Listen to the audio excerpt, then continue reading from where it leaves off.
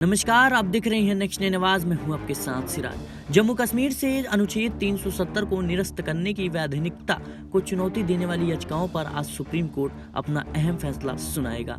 5 अगस्त 2019 को संसद ने जम्मू कश्मीर से अनुच्छेद 370 के प्रभाव को खत्म कर दिया था। साथ ही राज्य को 2 हिस्सों जम्मू कश्मीर और लद्दाख में बांट दिया था और दोनों को केंद्र शासित प्रदेश बना दिया था। इसके खिलाफ सुप्रीम कोर्ट में 23 अर्जियां दी गई थी। सभी को सुनने के बाद सितंबर में कोर्ट ने फैसला सुरक्षित रख लिया था और आज फैसले की घड़ी आ गई है। यानी 370 हटने के 4 साल 4 महीने 6 दिन बाद आज सुप्रीम कोर्ट यह फैसला सुनाएगा कि केंद्र सरकार का फैसला सही था या गलत। सुप्रीम कोर्ट की 5 जजों की संविधान पीठ का यह फैसला जो है सुनाने वाला है और शीर्ष अदालत के 5 वरिष्ठतम न्यायाधीश justice DY Chandrachud, justice Sanjay Kishan Kaul, justice Sanjiv Khanna और जस्टिस BR गवई और जस्टिस सूर्यकांत शामिल हैं।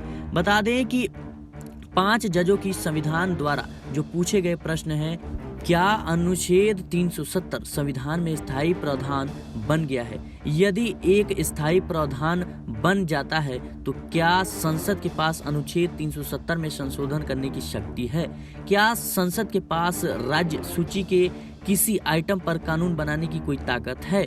केंद्र शासित प्रदेश कब तक अस्तित्व में रह सकता है? संविधान सभा की अनुपस्थिति में धारा 370 हटाने की सिफारिश कौन कर सकता है?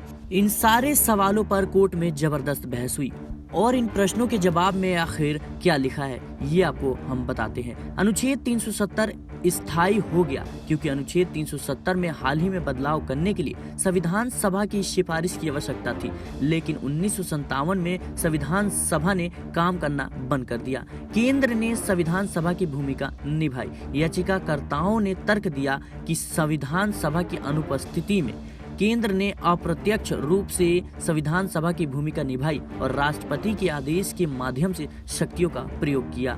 राज्य सरकार की कोई सहमति थी या नहीं? संविधान जम्मू कश्मीर के संदर्भ में किसी भी कानून में बदलाव करते हुए समय राज्य सरकार की सहमति को अनिवार्य बनाता है। यह ध्यान में रखते हुए कि जब अनुच्छेद 370 को निरस्त किया गया था, जब जम्मू कश्मीर में राष्ट्रपति शासन था और राज्य सरकार की कोई सहमति नहीं थी।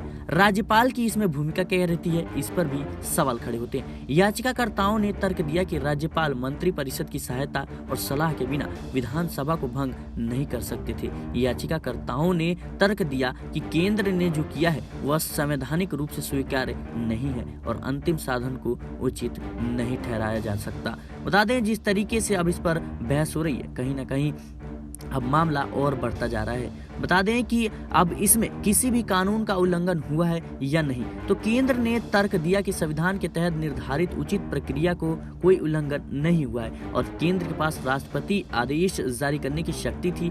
केंद्र ने तर्क दिया कि याचिकाकर्ताओं ने जो आरोप लगाया है उसके विपरीत जिस तरीके से अनुच्छेद 370 को निरस्त किया गया उसमें कोई संवैधानिक धोखाधड़ी नहीं की गई। राष्ट्रपति के पास संविधान के तहत शक्ति है या नहीं, इस पर भी सवाल के जवाब में कहते हैं केंद्र ने तर्क दिया कि 2 अलग अलग संवैधानिक अंग राष्ट्रपति राज्य सरकार की सहमति से जम्मू कश्मीर के संदर्भ में संविधान के किसी भी हिस्से में संशोधन करने की शक्ति रखते हैं। अनुच्छेद 370 का विनाशकारी प्रभाव हो सकता है या नहीं। केंद्र ने तर्क दिया कि जम्मू कश्मीर को विशेष राज्य का दर्जा देने वाले अनुच्छेद 370 को निरस्त नहीं किया गया तो इसका पूर्ववर्ती राज्यों में विनाशकारी प्रभाव हो सकता था। केंद्र ने तर्क दिया कि पूर्ण एकीकरण के लिए विलय जरूरी था, अन्यथा यहाँ एक प्रकार की आंतरिक संप्रभुता मौजूद थी। केंद्र ने तर्क दिया कि अनुच्छेद 370 एक स्थायी अनुच्छेद नहीं था और इसका मतलब संविधान में केवल एक अस्थायी प्रावधान था। केंद्र सरकार ने कहा कि हमने संविधान से कोई फ्रॉड नहीं किया। आर्टिकल 370 हटने के बाद घाटी में अभूतपूर्व बदलाव हुआ है। दशकों से जो यहाँ अशांति उथल पुथल का माहौल था वो अब शांत है। केंद्र ने कहा कि कश्मीर अकेला राज्य नहीं जिसका विलय शर्तों के साथ भारत संघ में हुआ। ऐसे सभी राज्यों की संप्रभुता को भारत की संप्रभुता में शामिल कर लिया गया था।